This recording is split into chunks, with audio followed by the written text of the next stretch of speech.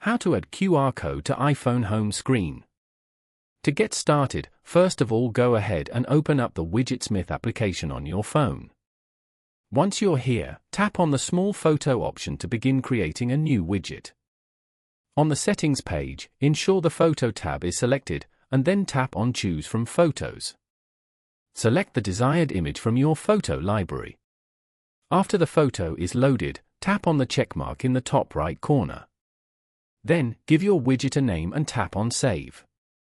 Now, return to your home screen and long press on any empty space to enter edit mode.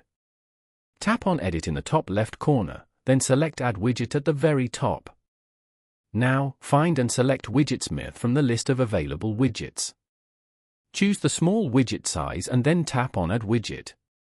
Tap on the newly added widget and then tap on the widget option to choose. Here, select the widget you just created. Finally, tap on Done. As you can see, your QR code is now displayed. Following these steps, you can easily add a QR code to your iPhone's home screen.